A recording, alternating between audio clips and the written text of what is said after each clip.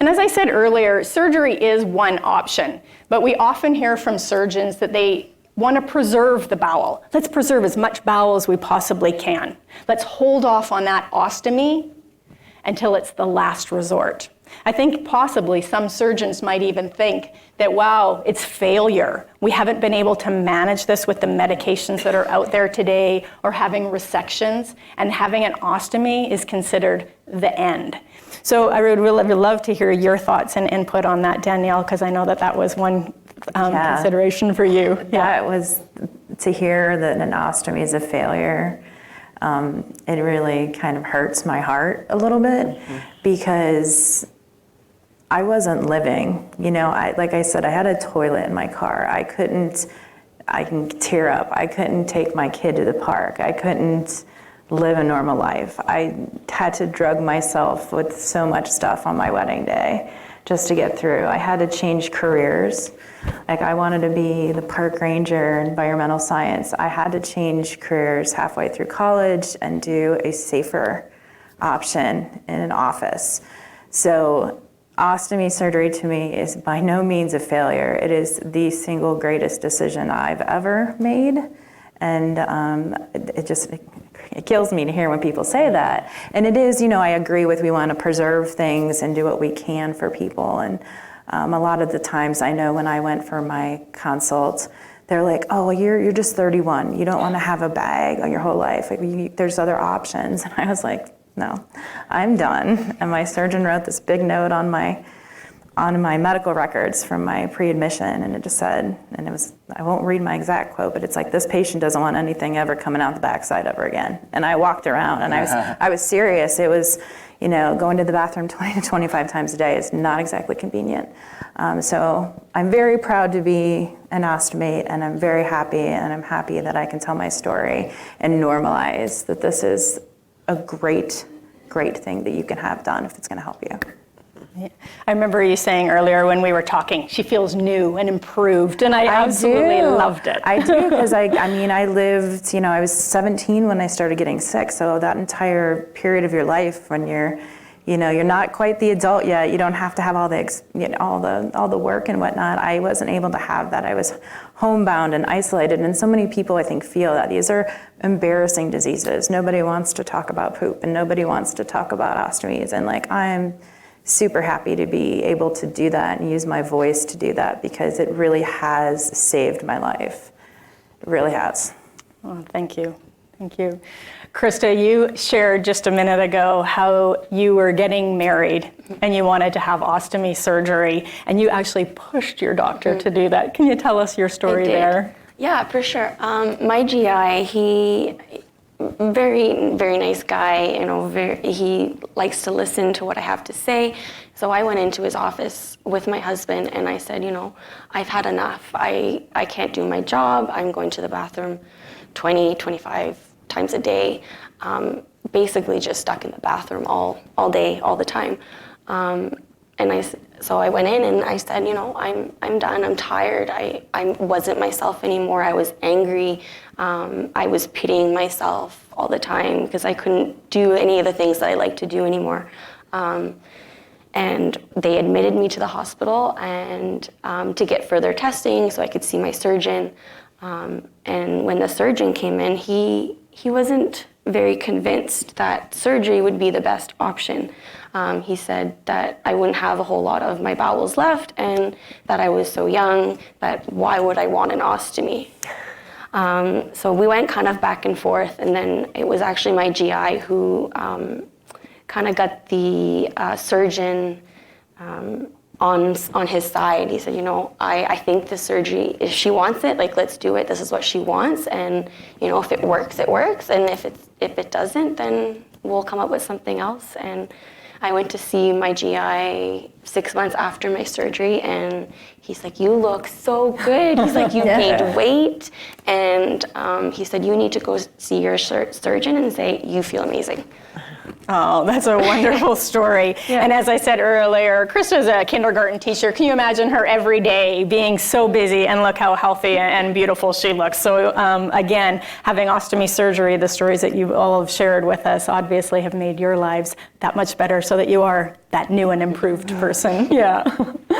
IBD Day is about awareness, which is why we're all here and why you're all sharing your story. But it's not just about sharing your story with a group of people in a room. These 4 people are doing amazing things on social media. And it really is their stories are being told worldwide on social media. Robin is a little interesting because it's not so much social media as it is probably a little bit more television. So as I said earlier, she is the reigning Miss Mason County, Washington, and she is actually going for the state title in June for Mrs. Washington America.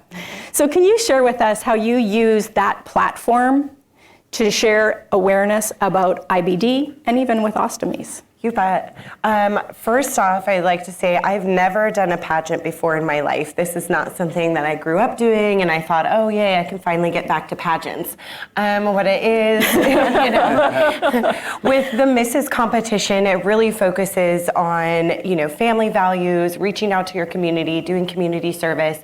And after my ostomy, it had been brought up to me a couple times, and I was like, I can actually go and be good for someone else, so that's what I want to do. Now, when it came to the pageant, you have to have a platform, right? Gastrointestinal disease isn't the most beautiful platform that you can choose, and I really was sort of wavering, like, I want to put it out there and I want to spread awareness and education, but is this really the best option and the best platform for me to do that at? And the first day that I went and had a Christmas party and met all the other contestants, one contestant I talked to later in the night, and she says, I don't mean to be nosy, but did I overhear that you have an ostomy? And I said, yeah, actually I do. And she goes, where?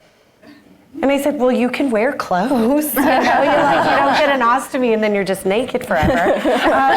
She goes, well, I don't see it. Do you still have it? And I said, yeah. And she goes, I have Crohn's disease, and it's probably in the cards for me in the next few years to have an ostomy, and I'm absolutely terrified, and I don't want to do it, and I've been putting it off because I feel like I'm not going to feel beautiful, I'm not going to get to participate in my own life, I'm not going to be this person that I have developed myself to be, and you just changed my mind.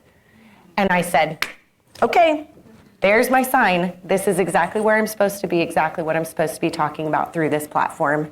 And once I win the Mrs. Washington America competition and go on to the Mrs. America competition, it's going to be an even bigger platform to raise awareness, because we've got to start talking about this. Even if you don't have Crohn's or colitis or an ostomy, we have to get comfortable talking about our health and not allowing the discomfort of conversation to prevent people from getting treatment and living their best lives. So that's really what I'm looking forward to doing and what I hope to do with this platform and the pageant. Wonderful. And it's even helping, like you said, one person at a time and helping them through that. So thank you. And we wish you good luck.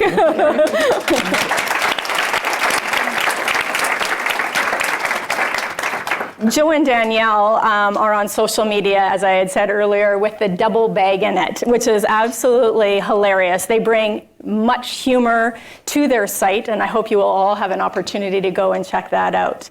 Now, Joe has shared with me that he loves improv. He loves to be a comedian. He absolutely loves humor.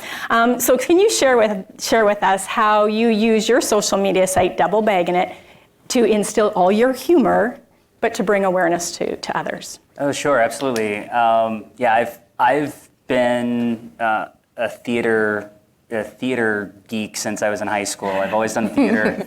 After high school, I discovered improv and fell in love with improv, and I've been doing improv for over 20 some years.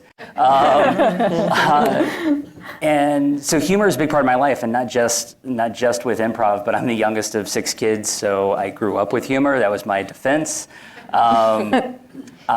and everything that I do comes together with Danielle. Danielle is very similar in that regard, so that makes our pairing very good. And we use humor just in everyday life, but also on our site. But what we do on our site is not specifically telling jokes, but we just find the humor in everyday life. We do come up with jokes and create funny things, but it's more about showing everybody the humor that we find every day living with an ostomy, living with IBD, or even just living our normal everyday lives, because it's not always about IBD, it's not always about our ostomy. We like to show people that you can have an ostomy, you can have an IBD, you can't have IBD, and you can go out and do everything that any of the normal people can do. So we'll do things like we'll go to an amusement park, and we just post videos of us rocking out with our bag out on a roller coaster. That is true. And all of the shenanigans involved with that, because the first time, Danielle really did a lot for me. She obviously has seniority on me as an ostomate. But after I got my ostomy, I was like most people are, I was afraid to do the things that I did. I was afraid to do the things that I loved. And Danielle, with her encouragement, she got me to go into a swimming pool for the first time. And we did a little video that was floating in the pool, and we did our standard intro. I'm Danielle, I'm Joe, we're double bagging it, and Danielle's like, "Hey Joe, are you pooping in the pool?" And I'm like, "Yeah, I'm pooping in the pool." Yeah. And then my child like swims in and she's like, "I'm not pooping in the pool." So just silly things like that to get people to laugh, to get people to talk, as Robin said. We got to get people to talk about this stuff and feel comfortable talking about this stuff, because it is important. Right, and I do believe the humor takes away that stigma of it, and it allows people to talk about things. Yeah. But what you are doing is more than just humor. I mean, I've had the opportunity to review your site. You are doing a lot of advocacy work. So Danielle, do you want to share the more serious side to what you're doing? and we actually put the humor even in the serious side, because that's just what we do. But Joe and I have been really hardcore advocating for around 3 years. We really advocate for self-advocacy, just making sure that people get their own stories out there with their medical professionals. We've been advocating with other medical professions that don't always deal with ostomies or kind of brush it off, like occupational therapy.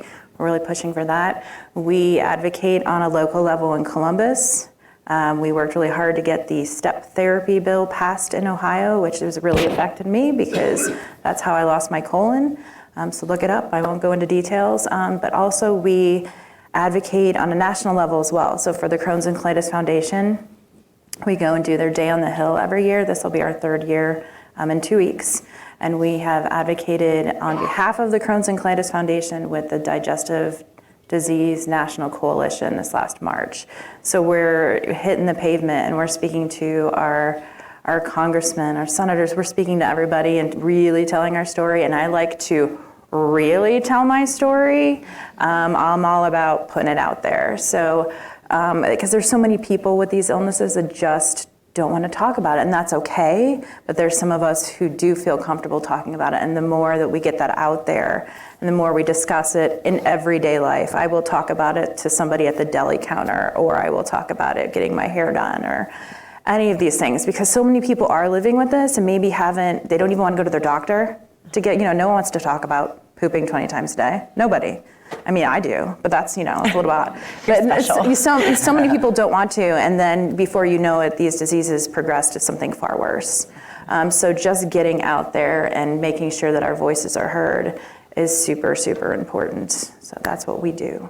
Yeah, it's wonderful. And their business card has them standing right in front of the where are you in Washington? Capitol building. Right in front of the Capitol. It's wonderful to see the work that you're doing through humor and obviously through all the advocacy that you're doing. And thank you for everything that you guys do. Yeah. And Krista shared with me earlier, she's on Instagram, and she is with My Gut Instinct. And she said she started this Instagram site so that she could get her story out there and share that with other people. But she found the opposite happened. So can you share that story with us? Of course.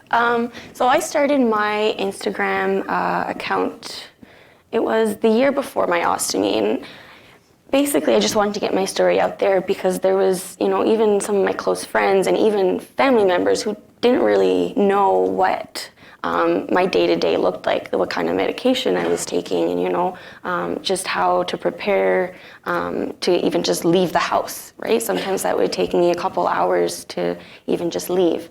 So I put it out there, and I decided to even share my story after my ostomy surgery. And I got a lot of positive feedback. I had a lot of people reach out to me, tell me I might need ostomy surgery. Like, can you tell me what it was like? What did you struggle with after or before? So I was able to make those connections and with people all over the world. So, yeah. Wonderful. And I think that as you all do what you do every day to bring awareness to others about inflammatory bowel disease, about living with an ostomy, not only are you giving out, but I truly believe that you are receiving just as much in return and helping you continue to do what you do. So that's wonderful.